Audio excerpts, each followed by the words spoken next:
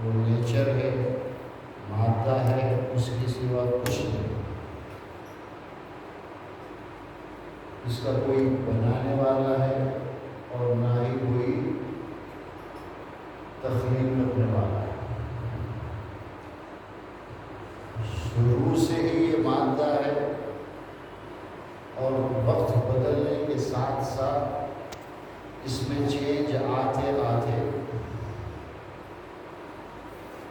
آج جو صورت ہے وہ اسی کی شکل ہے۔ اور سب سے بڑا چینج اس وقت جب بگ بینگ کے نام سے دنیا کے سارے سائنٹسٹ یہی مانتے ہیں کہ ایک مادہ تھا، ایک ایٹم تھا، بہت پہلے وہ ایسا پھٹا کہ یہ پورا یونیورس تیار ہوا۔ نہ اس کا کوئی بنانے والا ہے،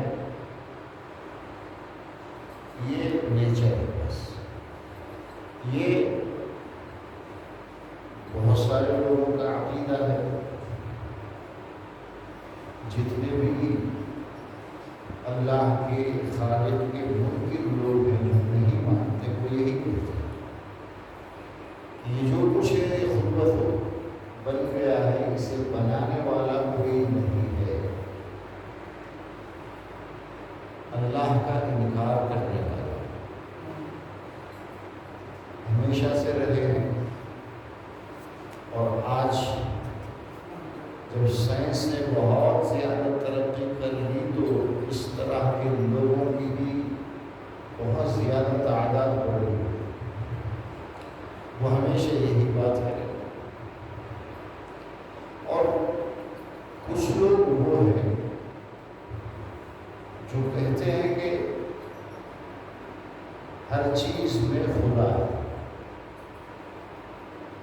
دنیا میں جتنی بھی چیزیں ہیں جو ہمیں نظر آ رہی ہیں، اصل میں یہ اللہ کی صورت ہے، ان کا الگ سے کوئی وجود نہیں۔ جو کچھ ہے وہ اللہ کی ذات کے مظاہر ہیں،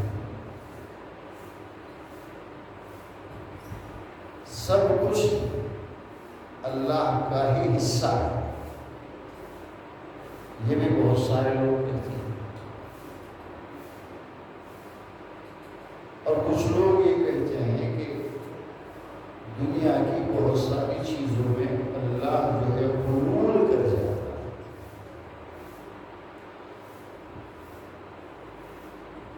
اور ہمارے ملک میں یہی زیادہ عقیدہ ہے، بہت ساری چیزوں میں وہ اللہ کو مانتے ہیں، خدا کو مانتے ہیں۔ اور ہمارے مسلمانوں میں کچھ وہ لوگ بھی گزرے ہیں جن کو ہم صوفیہ کہتے ہیں، اور ہمارے گاؤں کی بھاشا کے اندر مرشد، پرانے زمانے کے جو روز کا مرشد نہیں، جو تھوڑا جنہوں نے تحقیقی کام کیا ہے، ان کا بھی یہی کہنا ہے کہ رب اور عبد دو الگ الگ نہیں، اللہ اور بندہ الگ الگ نہیں، خالق اور خلق دو الگ الگ نہیں۔ خالق پیدا کرنے والا، خلق کریشن جو ہے مخلوقات، یہ الگ الگ نہیں۔ اصل حقیقت تو خالق ہی ہے، اللہ ہی ہے۔ باقی جتنی بھی چیزیں ہیں وہ اللہ کا مظہر ہے، اللہ سے یہ جدا نہیں ہے، ان کی کوئی انفرادی حیثیت نہیں ہے۔ اگر کوئی چیز ہمیں نظر آتی ہے تو وہ اللہ کی وجہ سے، اصل وجود اللہ کا ہے۔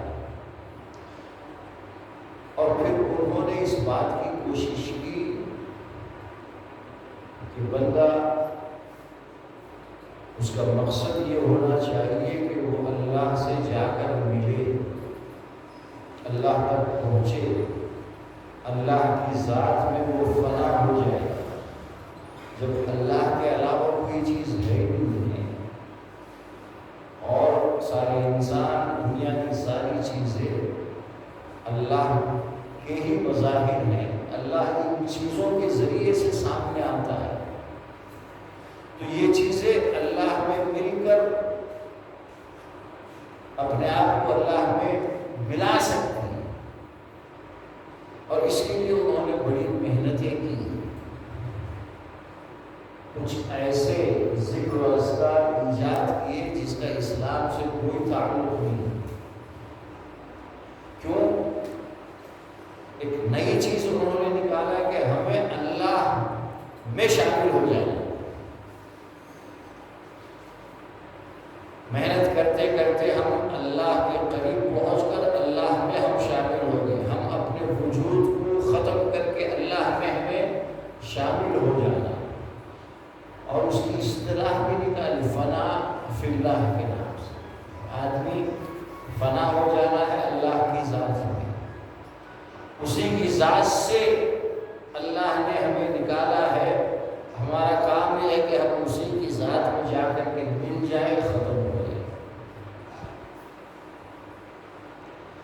اس لیے ایسے اذکار، ایسے ذکر نکالے جس کا حدیث میں کوئی مسئلہ ہی نہیں۔ کسی نے کہا کہ اللہ کا نام لو، اللہ اللہ اللہ، لوگ کراتے ہیں ذکر۔ کسی نے کہا کہ ہوں کے معنی آئینہ، عربی میں ہوں کہتے ہیں، قل هو اللہ، اے نبی آپ کہو کہ وہ اللہ اکیلا ہے، اسی کا ذکر کرنا شروع کرتے ہیں۔ وہ یہ سمجھتے ہیں کہ اس کے ذریعے سے بندہ اپنے سے اٹھ کر کے وہ اللہ کے قریب پہنچ جاتا ہے۔ اس طرح سے اسلام میں بہت سارے فتنے ہیں۔ جو کوئی بھی قرآن و حدیث کے دائرے سے ہٹ کر نبی کریم صلی اللہ علیہ وسلم نے اپنی اصلاح کے اور اللہ کو یاد کرنے کے جو طریقے بتائے ہیں اسے چھوڑ کر کوئی نئی چیزیں لانے کی کوشش کرے گا تو وہ اسی طرح گمراہ ہوتا چلا جائے گا۔ ایک مرحلے میں پہنچ کر وہ اللہ کی وحدانیت کا بھی انکار کرنے والا بن جائے گا۔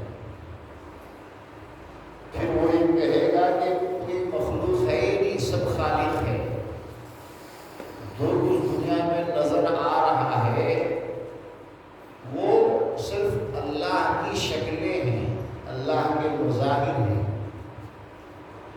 یہی ہوا ہے۔ اور ہمیں بھی اپنے آپ کو اٹھا کر کے وہاں جا کر اللہ میں منظم ہو جانا ہے۔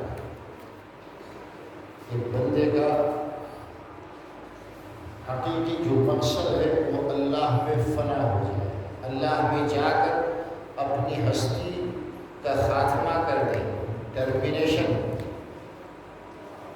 اپنے آپ کو ٹرمینیٹ کرنا۔ یہ ہے نہایت ہی گمراہی اور دہریت ہے، جو مشکل سے ہمارے، جن کو ہم بڑے بڑے اللہ کے ولی سمجھ کر ان کی باتوں پر عمل کرتے ہوئے یہ عقیدہ ہم آج رکھ رہے ہیں۔ اللہ کے نبی نے کبھی یہ نہیں فرمایا۔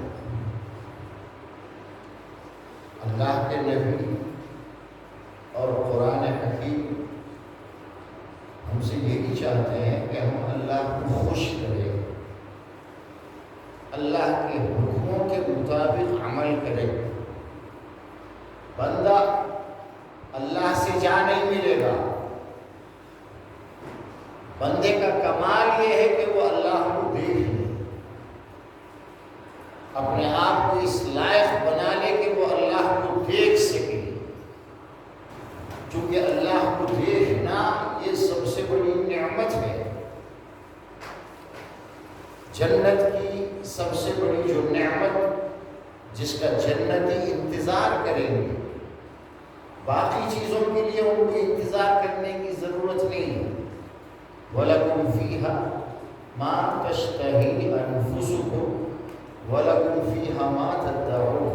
جنت کے بارے میں فرمایا گیا ہے کہ جنت بھی جو بھی نعمت ملے گی وہ آپ کے ساتھ ہمیشہ کے لیے، جس نعمت کو جب آپ چاہیں گے آپ اس سے فائدہ اٹھا سکتے ہیں، محظوظ ہو سکتے ہیں، انتظار کرنے کی ضرورت نہیں پڑے گی۔ آپ کے سامنے کوئی خوبصورت پرندہ اڑ رہا ہے، آپ کے خیال آیا کہ میں اس کا گوشت کھاؤں، ذہن میں بات آئی، اسی لمحہ وہ تیار آپ کے سامنے آ کر مل جائے گا، آپ اسے کھا سکتے ہیں۔ دنیا کی طرح اس کو پکڑنا، ذبح کرنا، پکانا، یہ ساری چیزیں نہیں ہیں۔ پھر جب آپ اس کو کھا لیں گے پھر وہ اڑ کر نکل جائے گا، وہاں کسی کی موت نہیں ہوگی۔ تو ہر نعمت ہمیشہ کے لیے، جب آپ چاہیں گے آپ کے لیے، ما تشتہی انفسکم۔ لیکن ایک جو سب سے بڑی نعمت ہے، اللہ کو دیکھنا، دیدار کرنا، یہ ایسی بڑی نعمت ہے جس کا آپ کو ویٹ کرنا ہوگا، جب آپ چاہیں گے نہیں ہوگا۔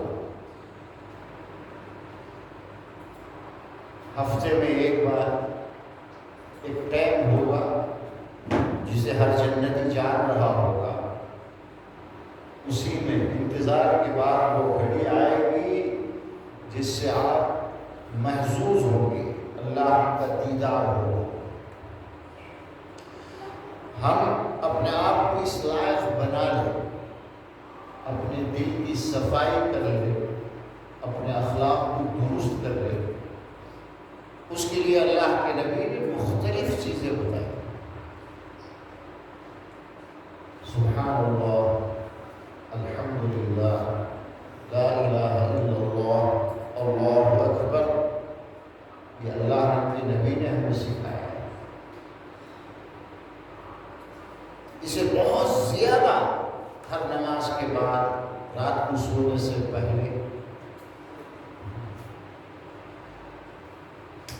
ان کلمات کی بڑی فضیلت ہے، بڑی خصوصیت ہے۔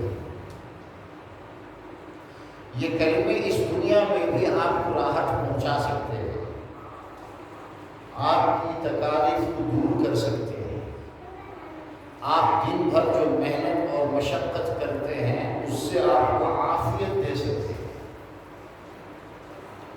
حضرت فاطمہ رضی اللہ تعالی عنہ اپنے گھر کا خود کام کیا کرتی تھی، رضی اللہ عنہ، کام کرتے کرتے تھک جاتی تھی، آٹا پیستے پیستے چکی سے ہاتھوں میں نشان پڑ جاتے تھے۔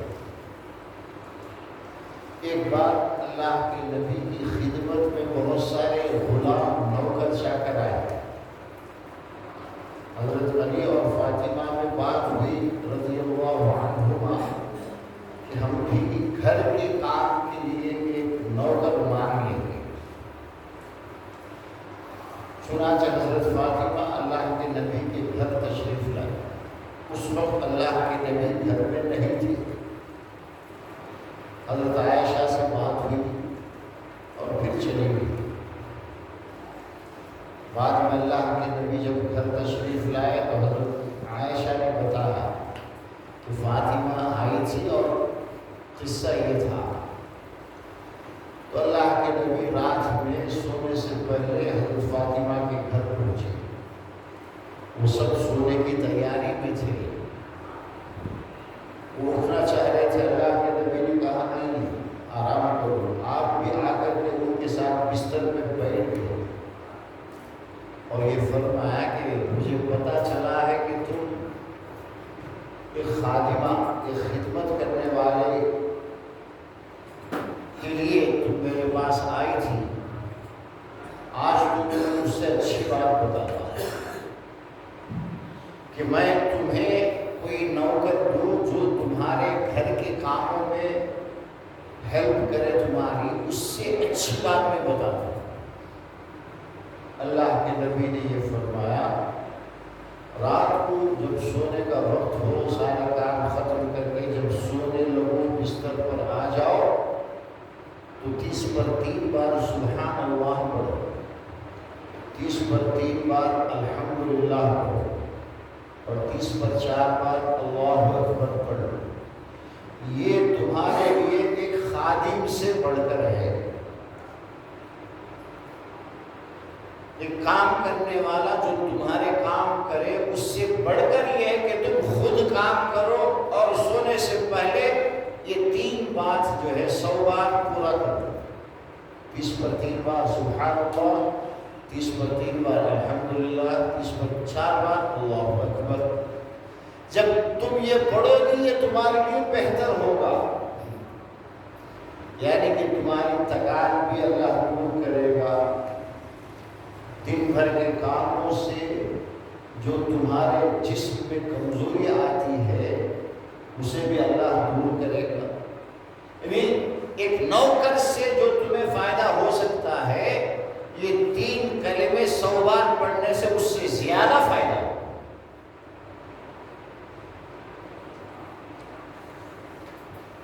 فَإِذَا فَرَغْتَ فَانْصَبْ وَإِلَىٰ رَبِّكَ فَارْغَب، سورہ علم نشرح۔ اللہ نے ہمارے نبی کو بھی یہی دعوت دی۔ ہمارے نبی بھی دن بھر دعوت کے کاموں میں مصروف رہتے تھے، فلاں سے بات کرنا ہے، ان کو دعوت دینا ہے، اسلام کی دعوت سارے لوگوں تک پہنچانا ہے، دن بھر مصروفیت، جسمانی اور عقلی بہت بزی رہتے تھے آپ۔ تو اللہ نے فرمایا پورے دن میں یہ سارے کام کرنے کے بعد جب تمہیں وقت ملے کھڑے ہو جاؤ، اللہ کو یاد کرو، پھر تم نارمل ہو جاؤ۔ کل پھر کام کرنا ہے، دن بھر آپ نے کام کیا ہے، اب ریفریشمنٹ کیا ہے، کیسے تمہاری ہر چیز ٹھیک ہو جائے گی، پھر کیسے تمہیں کل کے کام کے لیے قوت ملے گی۔ فَإِذَا فَرَغْتَ فَانْصَبْ، ان کاموں سے، دعوت کے کاموں سے یا دنیا کے بہت سارے کاموں سے جب تم فارغ ہو جاؤ، یا جب کام پورے ہو جائے تو کھڑے ہو کر اللہ کو یاد کرو۔ یہ کھڑا ہونا اللہ کے سامنے تھوڑی دیر کے لیے اسے یاد کرنا تمہارے جسم میں بھی قوت پھونک دے گا، تمہاری ہمت میں اضافہ ہوگا، ہر کام میں تمہارے لیے یہ بہتر ہوگا۔ اسی لیے جب حضرت ابو طالب کا انتقال ہو گیا، نبوت کے تقریباً 10 سال کے بعد، چہیتی بیوی حضرت خدیجہ رضی اللہ عنہا، جو آپ کے دکھ درد میں ساتھ رہا کرتی تھی، آپ کو ہمت دلاتی، گھر آتے تو آپ ایسی خدمت کرتی کہ باہر جو کچھ میدان میں دعوت دینے میں، لوگوں کو سمجھانے میں جو بھی تکان آپ کو ہوئی وہ سب دور ہو جاتی۔ اور حضرت ابو طالب تھے جو کوئی تھٹ کرنے کی کوشش کرتا تو ابو طالب کا سہارا تھا، وہ بیچ میں آ جاتے تھے کہ میرے ہوتے ہوئے میرے بھتیجے کو کوئی کچھ کر نہیں سکتا، میں ہوں اس کی، ایک ہمت تھی۔ دونوں کے انتقال کے بعد اور اللہ کے نبی کی ساری زندگی میں اس برس کا نام رکھا گیا ہے عام الحزن، غم کا یہ سال ہے۔ دونوں ایک ہی سال میں تھوڑے عرصے میں گزر گئے، کوئی سپورٹ کرنے والا نہیں، مکے والوں نے ظلم ستم زیادہ کر دیا۔ تو اللہ کے نبی نے یہ سوچا کہ میں طائف جاؤں گا، مکے سے 70-80 کلومیٹر دور ہے، وہاں کے لوگ رہے. اور پھر طائف کا سفر آپ نے کیا ہے، ہم سب پڑھتے ہیں، بار بار سنتے ہیں. اس زمانے میں مکے سے طائف کا سفر اتنا آسان نہیں تھا. آپ اکیلے تھے، ایک غلام آپ کے ساتھ تھے. طائف والوں نے کیا کیا؟ نہ آپ کی بات سنی، نہ آپ کا ساتھ دیا، بلکہ انکار کر دیا اور نکال دیا شہر سے. اتنا ہی نہیں بلکہ بدماش لڑکوں کو پیچھے لگا دیا کہ جاؤ ان کو مار مار کر باہر نکالو. پتھروں کی بارش ہوئی، آپ کے پیر زخمی ہوئے، یہ سب ہوا. پھر یہ سب ہونے کے بعد اللہ نے آپ کے ہمت میں اضافے کے لیے، آپ کو تو چاہیے ہمت و حوصلہ، سپورٹ چاہیے. اللہ نے کیا کیا؟ اپنے پاس بلا لیا. معراج کا جو سفر ہے، ان تکلیفوں کا سامنا کرنے کے لیے، فیس کرنے کے لیے اللہ کے نبی کو جو سب سے بڑا سورس ہو سکتا تھا کہ وہ جا کر ایک بار اللہ سے ملاقات کر لے، بات چیت کر لے، پھر جو ہمت ملے گی پھر دنیا میں کسی بھی چیز کا آپ سامنا کر سکتے ہیں. اللہ نے بلایا آسمانوں کو، اور کیا دی؟ 5 وقت کی نماز. یہ اتنی بڑی دولت ہے، اتنا بڑا سورس ہے، اس سے انسان کو اتنی طاقت ملے گی کہ آپ دنیا کی ساری پریشانیوں کا آپ سامنا کر سکتے ہیں. ان حالات میں معراج کا سفر ہوا، اللہ نے بلایا اور 5 وقت کی نماز فرض کی. دنیا کے حساب سے آپ کتنے بھی پریشان ہیں، لوگ کتنا بھی آپ کو ستا رہے ہیں، بظاہر کوئی آپ کا ساتھ دینے والا نہیں ہے، ہر طرف سے آپ اللہ کے سامنے اس یقین کے ساتھ کہ میں اللہ سے مانگوں گا، اللہ میری ضرور مدد کرے گا. 2-4 رکعت کھڑے ہو کر پڑھ لیجئے، ایسی طاقت ملے گی، ایسا حوصلہ ملے گا کہ آپ پھر آرام سے ہر چیز کو فیس کر سکتے ہیں. اللہ کا نام لینا، اللہ کا ذکر کرنا، یہ انسان کو طاقت دیتا ہے. جس کام میں بھی وہ ہے اس کام کو اچھی طرح انجام دینے کے لیے اسے طاقت ملتی ہے.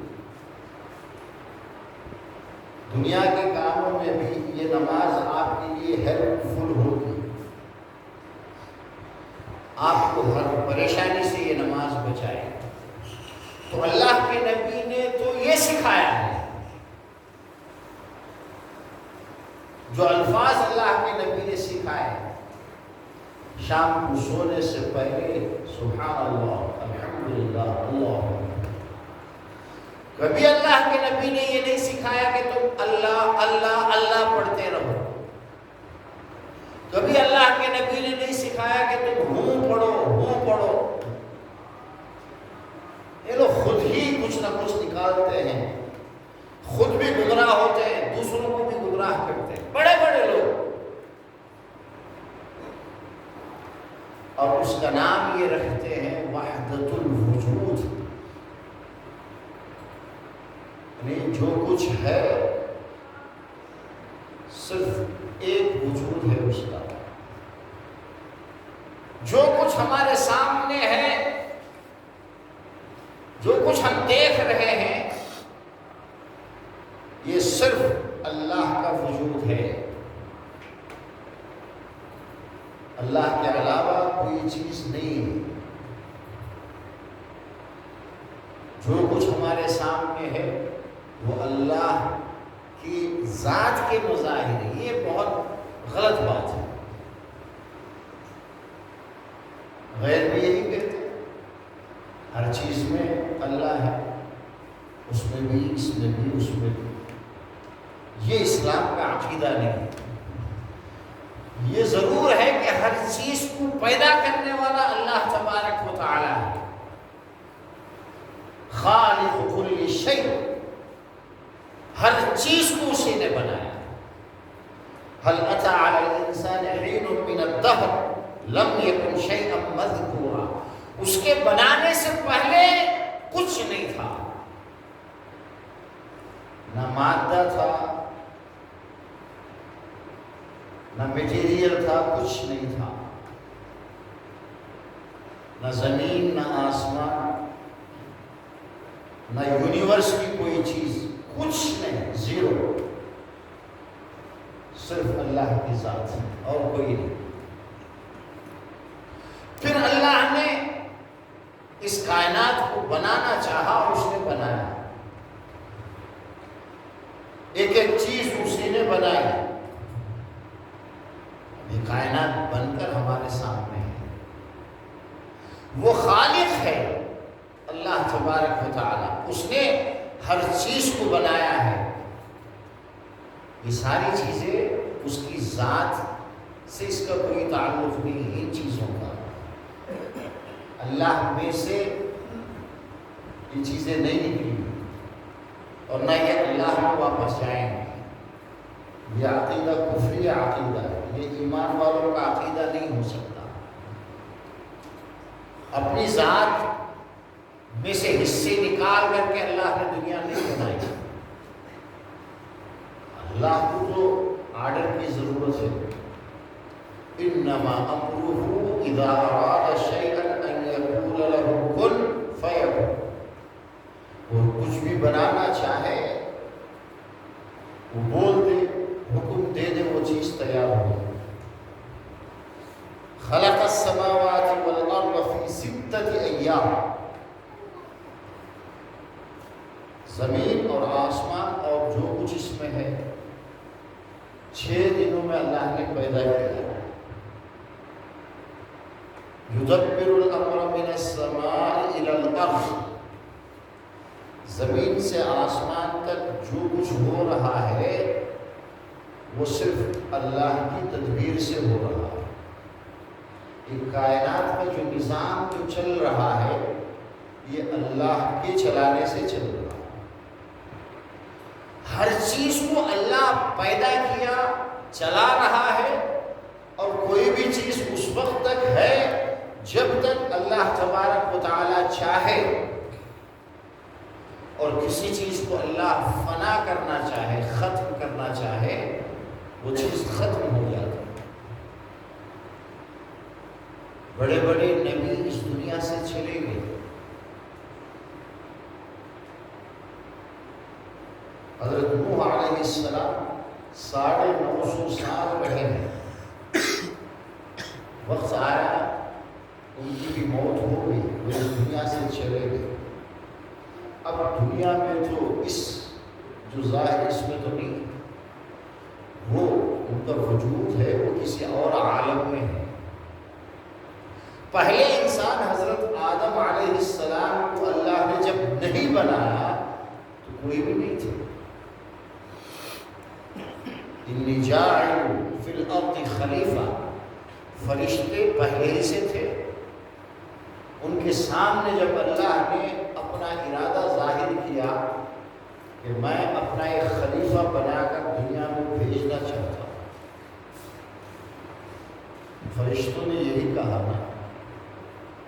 اب تھوڑا بہت انٹروڈکشن بھی کیا تھا، آدم یہ سے ہو کہ ان کی جو اولاد ہے، تو فرشتوں نے کہا آپ ایک ایسے مخلوق کو کیوں پیدا کرنا چاہتے ہیں جو دنیا میں جا کر ایک دوسرے کا خون بہائیں گے، دنیا میں فساد پھیلائیں گے، اصلاح کے کام کم کریں گے، بگاڑ اور فساد کے کام زیادہ کریں گے، ایسوں کو بنانے کی کیا ضرورت ہے؟ انسان کا مزاج ہے یہ، انسان ہمیشہ تعمیر کا کام کم کرتا ہے، تخریب، کسی چیز کو خراب کرنا، بگاڑنا اس کی لائف میں بہت زیادہ ہے۔ بہت سارے وہ لوگ ہوں گے جو کبھی زندگی میں کسی نے کوئی اچھا کام نہیں کیا ہوگا، روزانہ ہزاروں بیکار کام کرتے رہے۔ یہ انسانی فطرت ہے۔ تو اللہ تبارک و تعالی ہمیں پیدا کیا اور ہمارے ساتھ دنیا کی ہر چیز کو اللہ نے پیدا کیا، جس کو جتنے ٹائم کے لیے اللہ نے پیدا کیا ہے وہ اتنے ہی ٹائم رہے گا، اس کے بعد وہ ختم ہو جائے گا۔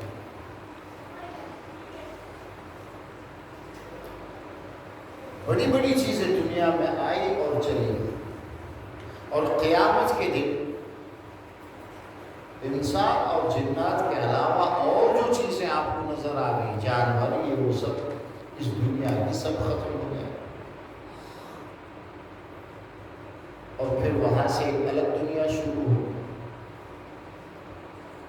انسانوں کو اور جنات کو رکھا جائے گا ہمیشہ کے لیے، نیک اور اچھے عمل کرنے والوں کے لیے ہمیشہ کی جنت ملے گی۔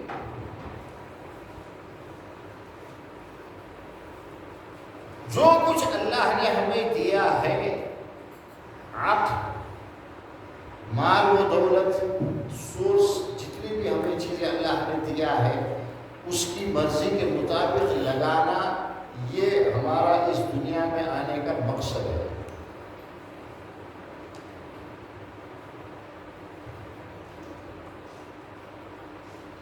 یہ مقصد نہیں ہے کہ ہم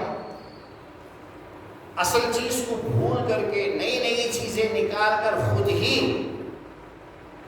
اللہ کا حصہ بننے کی کوشش کرنے لگ جائیں۔ بہت سارے لوگوں نے کیا ہے اور اپنے آپ کو گمراہ کیا ہے، یہ کرو، وہ کرو، اتنی محنت کرو، یہ کلم 1000 بھی پڑھو تو تم انسان سے اوپر اٹھ کر کچھ عجیب مخلوق بن جاؤ۔ انسان کو انسان ہی رہنا ہے۔ انسان کے اوپر کوئی عجیب مخلوق نہیں ہے، کچھ بھی کر لے گا انسان، یہ انسان ہی رہے گا۔ اللہ نے ایک انسان کے اندر جو ضرورتیں رکھی ہیں، وہ ضرورتیں کبھی ختم نہیں ہوئی۔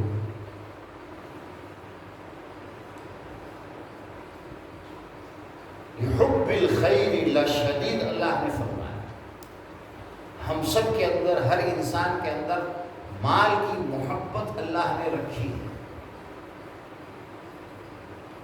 اب کوئی یہ چاہے کہ وہ کچھ ذکر و تسبیح کر کے وہ پوچھتا ہے، مال کی محبت دل سے نکالنا کا تو کیا کرنا؟ تمہیں کیا تو بتاؤ، ان بتانے والے بتاتے تو اللہ اللہ پڑھتے رہو۔ مال کی محبت، مرنے تک آدمی ریاضت اور محنت کرے گا تو مال کی محبت ان کے دل سے نہیں جائے گی، یہ نہیں چھڑ گی۔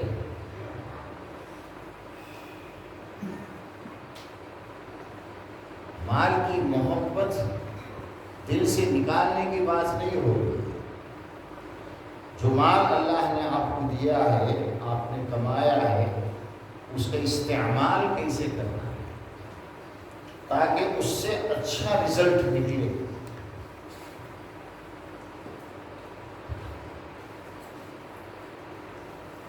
مال کہاں خرچ کرنا اور کیسے کمانا، یہ اسلام بتائے گا۔ قیامت کے دن ہم میں سے کسی کے پیر ہل نہیں سکتے، یعنی جب تک ہم اللہ کے سامنے جواب نہیں دیں گے ایک ایک پیسے کا، ہم وہیں کھڑے رہیں گے، حساب دینا پڑے گا۔ مال میں من این اکتسبت وفیما انفقت، کیسے کمایا اور کہاں خرچ کیا، یہ دونوں سوال۔ کمانے کا جو سورس ہے وہ بھی حلال ہونا چاہیے، حرام طریقے سے ہم نہیں کما سکتے۔ اسی طرح پیسہ آ گیا، میں تو مالک ہو گیا، میرے ہاتھ میں خوب پیسہ ہے، خرچہ بھی منمانی طریقے سے ہم نہیں کر سکتے۔ یہ اللہ کی نعمت ہے جو کچھ دنوں کے لیے ہمارے تصرف میں ہے، ہم اسے اچھی طرح خرچ کریں گے، وہ ہمارے لیے جنت میں جانے کا ذریعہ بنے گی۔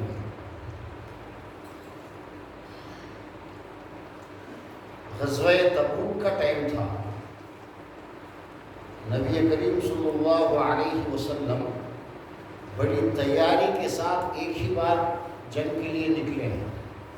عام طور پر بغیر تیاری کے ہی اسی وقت جو کچھ تیاری ہوتی کر لیتے، لیکن بہت پہلے سے اللہ کے نبی نے یہ بتایا کہ تبوک جانا ہے. وہ جو رومن امپائر ان کے بڑا لشکر ہوگا، بڑی تیاری کر لو تم. لیکن حالات ٹھیک نہیں تھے اس وقت، مسلمانوں کے حالات ٹھیک نہیں تھے. اسی لیے جیش العسرہ کہا گیا ہے، تنگی والا جیش. جیش فوج کو کہتے ہیں. مسلمان جو لشکر تھا تنگی کے حالت میں تھے، سیزن نہیں تھا کسی کے پاس. وہ لوگ تو اکٹھا کر کے تو رکھتے نہیں تھے، جو آتا خرچ کرتے. ایسے وقت میں اللہ کے نبی نے اعلان فرمایا کہ بہت سارے بھائی ہیں جو نکل رہے ہیں راستے کے خرچ کے لیے، اخراجات بہت زیادہ ہیں، تو جو اللہ کے راستے میں دے سکتا ہے وہ دے دے. حضرت عثمان رضی اللہ عنہ 950 اونٹ اور 50 گھوڑے اور 1000 دینار، یہ سب انہوں نے ایک موقع پر دیا اللہ کے راستے میں. اب سوچو 950 اونٹ 50 گھوڑے پورا کر دیا انہوں نے پورے سامان کے ساتھ. آج کل آپ مارکیٹ، آج کل جو ہے یہ اونٹ 2-3 لاکھ روپے سے کم کا نہیں ہوگا. 5 اونٹ کسی کے پاس ہو جائے، وہ اسلام میں مالدار آدمی ہیں، وہ غریب نہیں ہے. اس لیے کہ 5 اونٹ پر زکوٰۃ واجب ہو جاتی ہے. اونٹ کی جو زکوٰۃ ہے، پیسے ہے نہیں اس کی ضرورت نہیں. 5 اونٹ کسی کے پاس ہے، اب وہ غریب نہیں ہے، وہ مالدار ہے، اسے جو ہے زکوٰۃ نکالنا ہے. کتنے اونٹ دیے؟ 950. اب اندازہ لگاؤ، آج کل کیلکولیشن کرو. اور پھر 1000 دینار.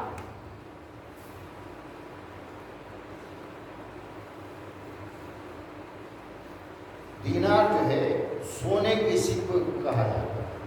سونے اس زمانے میں چاندی اور سونے کے سکے ہوتے تھے نا، کوئی چیز خریدنا ہے کچھ بھی.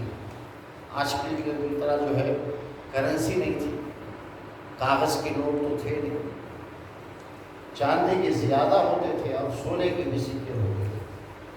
چاندی کے سکوں کو درہم کہا جاتا تھا، اور سونے سے جو سکے بنتے تھے بلے، ان کو دینار کہا جاتا تھا. تقریباً 3 گرام کے آس پاس کا ایک سکہ بنتا تھا، چاندی کا ہو یا سونے کا. 3 گرام. 1000 سونے کے سکے کتنے گرام ہوں گے؟ تقریباً 350 گرام.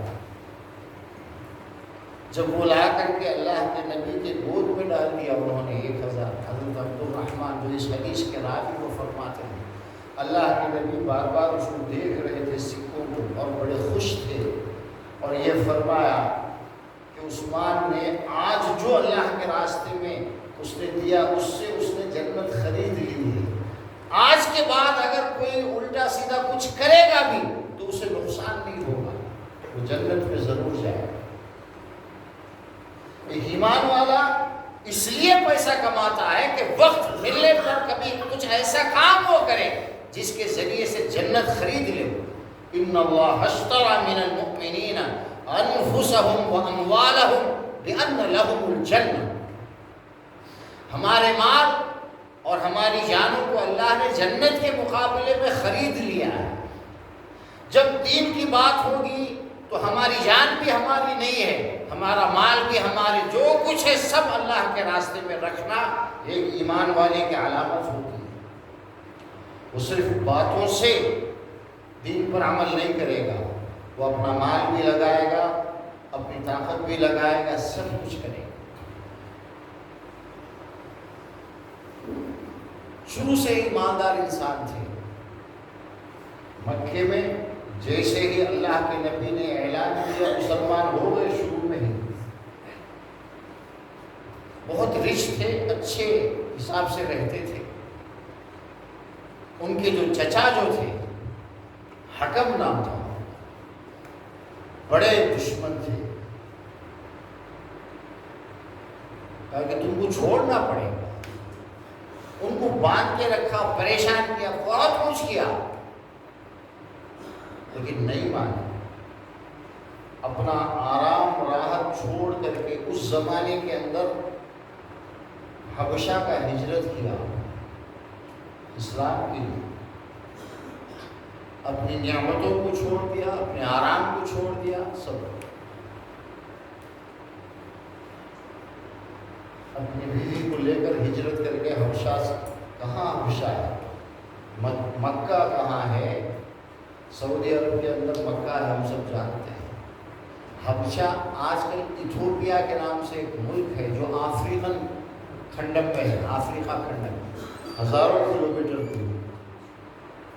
مکے سے اللہ کے نبی اور بہت سارے اللہ کے نبی کی اجازت پر حضرت عثمان اور بھی بہت سارے صحابہ نے ہجرت کی.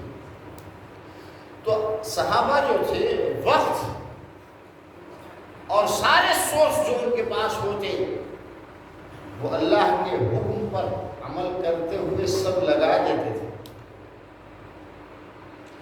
گھر میں کوئی مہمان آ جاتا تو بڑے شاہی انداز میں اس کی مہمان نوازی فرماتے. ایک روایت ہے, کوئی گیسٹ آ جائے, کوئی باہر کا آدمی آ جائے, اسے ہر طرح کی نعمتوں سے نوازتے تھے. جو کچھ ہو سکتا اچھا سے اچھا کھلاتے تھے, اور خود سرکہ اور زیتون کے تیل سے سالن بنا کر روٹی کھا لیتے تھے. بہت سخی. اپنی ذات کے لیے انہوں نے خرچ کرنا ختم کر دیا تھا. وہ محنت کرتے تھے, کماتے تھے کہ اسلام کے لیے ہم فائدہ پہنچائیں. جب کوئی بات ہو ہم اسلام کے لیے کچھ کریں. تو ہماری زندگی, ہمارا مال, سب کچھ ان صلاتی و نسکی و محیایا و مماتی للہ رب العالمین. ہماری یہ زندگی ہمیں اللہ کے لیے استعمال کرنا ہے. یہ نہیں سمجھنا کہ یہ میری زندگی جو ہے وہ اللہ کا حصہ ہے, میرے میں بھی اللہ ہے, یا کسی اور انسان کے اندر اللہ. جنہوں نے یہ سمجھا وہ گمراہ ہو گئے. عیسائیوں نے یہ کہا کہ حضرت عیسیٰ کا خصوصی تعلق اللہ سے ہے, وہ اللہ کے بیٹے ہیں. اللہ نے فرمایا لقد کفر الذین قالوا, جنہوں نے عیسیٰ علیہ السلام کو اللہ کا بیٹا کہا انہوں نے کفر کیا, وہ کافر ہیں. قرآن کی صراحت ہے, وہ ایمان والے نہیں ہو سکتے. یہودیوں نے حضرت عزیر کے بارے میں فرمایا, اور ہمارے برادر ہمارے ملک میں بہت ساری چیزوں کو جو ہے اللہ کے ساتھ خاص رشتہ جوڑ کر ان کی پرستش کرتے ہیں. ان سب کے خلاف اسلام نے کلیئر یہ کہا اللہ خالق کل شیء, اللہ نے سب کو پیدا کیا ہے, الگ الگ طریقے سے پیدا کیا, لیکن سب اس کے مخلوقات ہیں. اس کی ذات کا کوئی حصے دار نہیں ہے. لا شریک لہ. وہ جب پیدا کسی کو نہیں کیا تھا, اکیلا تھا, سب کو پیدا کیا, پھر بھی وہ اکیلا ہی ہے. قرآن مجید کے اندر اللہ کا جو انٹروڈکشن ہوا ہے سورہ اخلاص, ہم بار بار پڑھتے ہیں نا, قل هو اللہ احد. اے نبی آپ بتا دیجئے کہ وہ جو اللہ ہے وہ اکیلا ہے,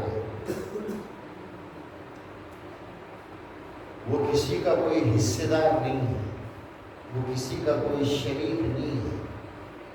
نہ اس کی ذات میں کوئی اس کا شریک ہے، نہ اس کی صفات میں نہ اس کا کوئی شریک ہے۔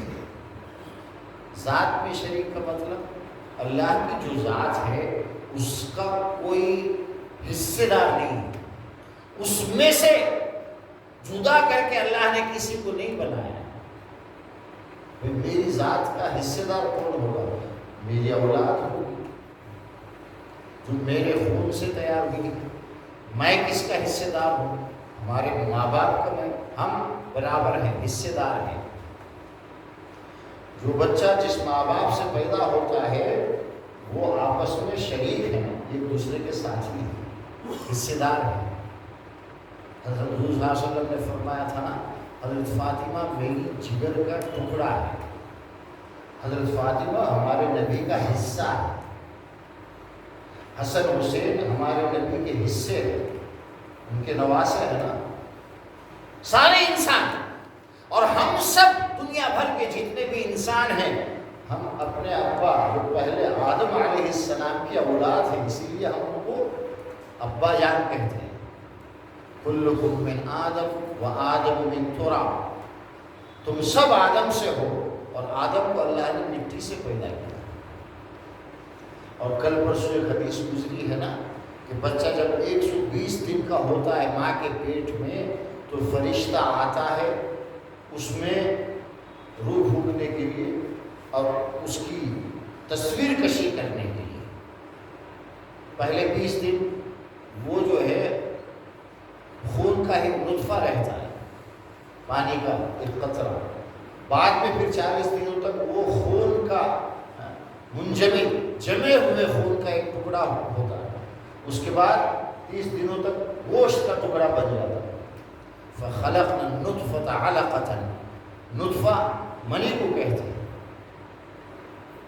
علقہ اس سے جو خون تیار ہوتا ہے منجمد جمع ہوا اسے علقہ کہتے ہیں۔ پھر اس کے بعد نیکسٹ 40 ڈیز تک مضغہ، گوشت کا ایک لوتھڑا، ایک چھوٹی چھوٹی سی انسان، 3 پردوں کے بیچ میں اندھیرے میں اللہ کے حکم سے فرشتہ آتا ہے۔ وہ فرشتہ اس مٹی میں سے تھوڑی مٹی اپنی انگلیوں میں ساتھ میں لے کر آتا ہے جہاں یہ پھر مر کر جا کر کے دفن ہوگا۔ ہم میں سے ہر ایک کے ساتھ ہمیں کہاں جانا ہے، دفن ہونا ہے، ماں کے پیٹ میں ہی اللہ نے ڈیسائیڈ کر دیا، اور وقت آنے پر ہم وہاں پہنچیں گے، کوئی دور نہیں رہ سکتا۔ پھر اللہ کے حکم سے اس اندھیرے میں وہ جو فرشتہ ہے اللہ کے حکم سے اس مٹی کو، ہمارے وہ جو چھوٹا سا ایک بوٹی ہے گوشت کی، ان دونوں کو جیسے آٹا ملاتے ہیں نا گھر میں، اس طرح ملاتا ہے، پھر اس کی شکل تیار ہوتی ہے، اسے بتایا جاتا ہے۔ اللہ اسی وقت طے کرتے ہیں کہ اس کی عمر کیا ہوگی، یہ کالا ہوگا، گورا ہوگا، اس کی شکل کیسی، سب والذی یصورکم فی الارحام کیف یشاء، سورہ آل عمران کی آیت نمبر 6 ہے۔ کبھی موقع ملے، تیسرا سورہ ہے نا قرآن میں، پہلا سورہ سورہ فاتحہ الحمد، دوسرا سورہ البقرہ الف لام میم ذالک الکتاب لا ریب فیہ، تیسرا سورہ ہے یہ۔ تیسرا سورہ کھولو، پہلے ہی پیج میں آیت نمبر 6، کبھی آپ تیلگو یا انگلش جو بھی آپ جانتے ہیں اس کی تفسیر دیکھنے کی کوشش کرو، کیا ہے اس کو لکھا ہے۔ اسی وقت اللہ ہمارے بارے میں طے کر دیتا ہے، اور پھر جو طے ہوتا ہے اسی حساب سے ہم اس دنیا میں جیتے ہیں، اور پھر جب وقت آتا ہے ہماری موت ہوتی ہے تو اسی مٹی میں جہاں سے تھوڑی مٹی لا کر کے ہمیں بنایا گیا تھا وہیں پر لے جا کر کے ہم کو دفن کر دیا جاتا ہے۔ یہ خلاصہ ہے۔ تو اللہ تبارک و تعالیٰ نے اپنے حکم سے مٹی بنایا، اس مٹی اور پھر باپ کے نطفے سے ہم سب کو اللہ نے بنایا۔ اللہ کا حکم ہے، اللہ کی قدرت ہے، لیکن اللہ کی اپنی ذات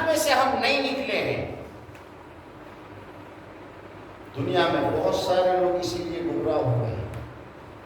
وہ یہ مانتے ہیں کہ ہم اللہ کا حصہ ہیں، اصل وجود سب کچھ اللہ ہے، اللہ کے علاوہ کوئی چیز ہو ہی نہیں سکتی۔ اپنے آپ کو وہ دیکھ بھی رہا ہے، بات بھی کر رہا ہے، چل پھر رہا ہے، کھا پی رہا ہے، پھر بھی وہ کہتا ہے کہ اس کا وجود ہی نہیں، یہ ہو ہی نہیں سکتا۔ خود ہی اپنی زبان بول رہا ہے اور خود ہی منع کر رہا ہے کہ میں بول ہی نہیں سکتا، میں کر ہی نہیں سکتا، میرا کوئی وجود ہی نہیں ہے۔ بھائی آج مسجد ہے تو ہم یہاں جمع ہیں، میں بول رہا ہوں، آپ سن رہے ہیں، ایک تو ایک ہے نا، اس کی کوئی حقیقت ہے نا۔ لیکن یہ ساری حقیقتیں جب تک اللہ چاہے ہے، میری زندگی اس وقت تک ہے جب اللہ چاہے گا۔ جب اللہ کا حکم آئے گا میری زبان بھی بند ہو جائے گی۔ کتنی زبانیں بند ہوتی ہم دیکھ رہے ہیں، لیکن جب تک ہے میرا وجود۔ لیکن اس وجود کا اللہ سے کیا کمپیریزن نہیں ہو سکتا ہے۔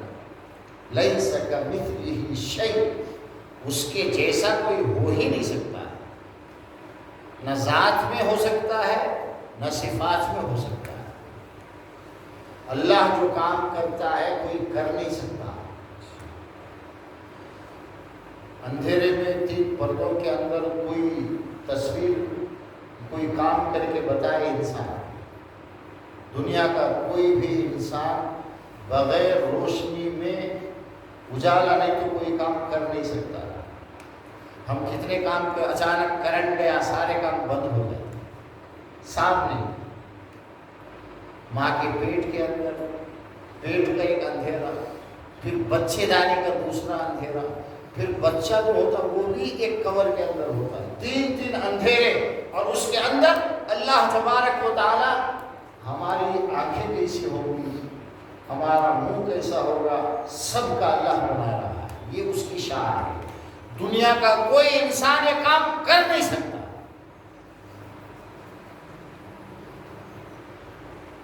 ایک گوشت کا ٹکڑا لے کر تھوڑا مٹی اس میں ملا کر کے آٹے کے نام گول کر کے اس سے ایک انسان تیار کرے، ہو سکتا ہے؟ اس میں جان پڑ جائے۔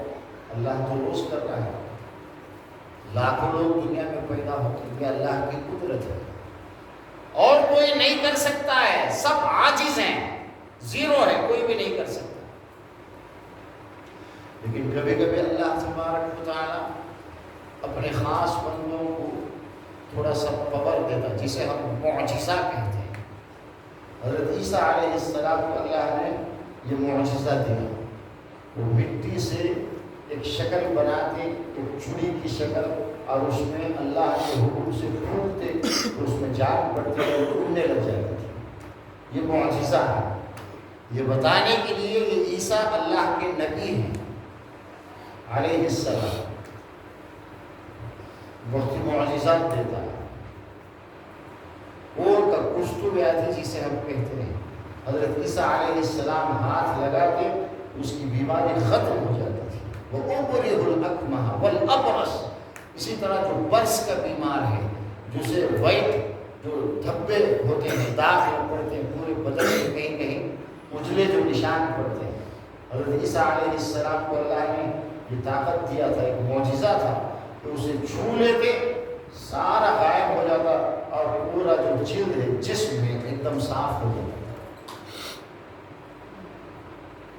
اللہ کچھ بھی کر سکتا ہے، ان اللہ علی کل شیء قدیر، لیکن اللہ کے علاوہ کوئی کچھ نہیں کر سکتا۔ اللہ اپنی ذات میں سے ہم کو نہیں بنایا ہے، ہمارا ایک الگ وجود ہے، ہمیں اللہ نے پیدا کیا سب کچھ، لیکن ہم اللہ میں سے نہیں، ہم تو اپنے ماں باپ میں سے پیدا ہوئے، اور آدم علیہ السلام کو اللہ نے مٹی سے پیدا کیا، یہ سب ہم جانتے ہیں۔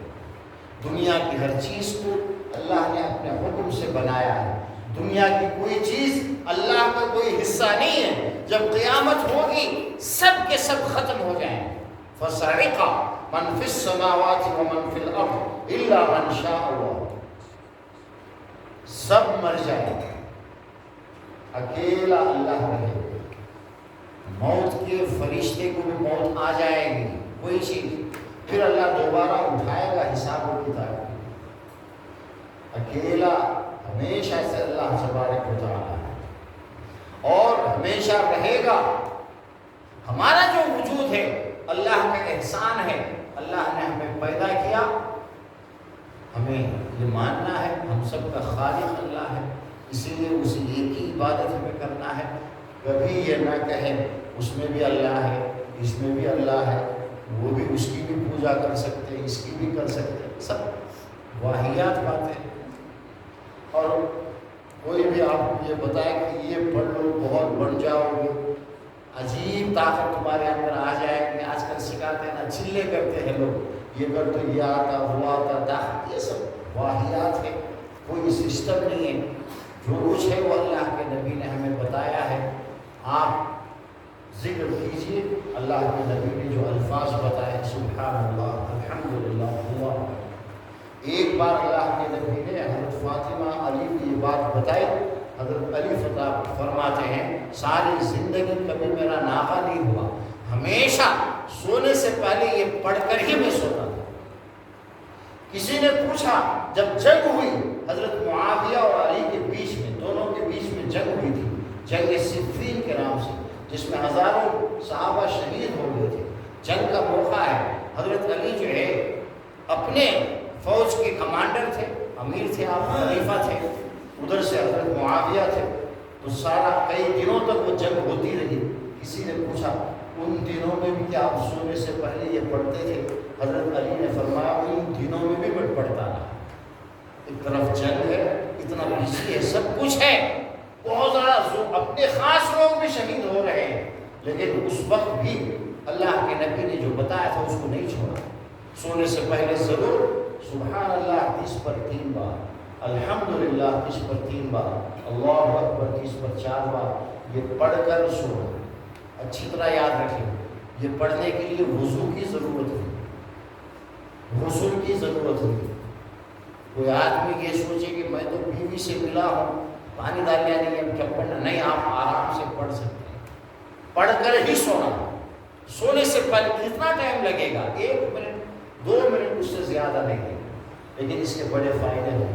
اللہ تبارک و تعالی ہمیں نبی کریم صلی اللہ علیہ وسلم کی پوری اتباع، پوری اقتداء کرنے کی توفیق دے، اور الٹے سیدھے دیوانے شانے لوگوں کی باتیں سن کر اپنے ایمان کو، اپنے عقیدے کو خراب کرنے سے اللہ ہم سب کی حفاظت فرمائے۔ ایک ضروری اعلان ہے، بھائی 2-3 دن سے بندے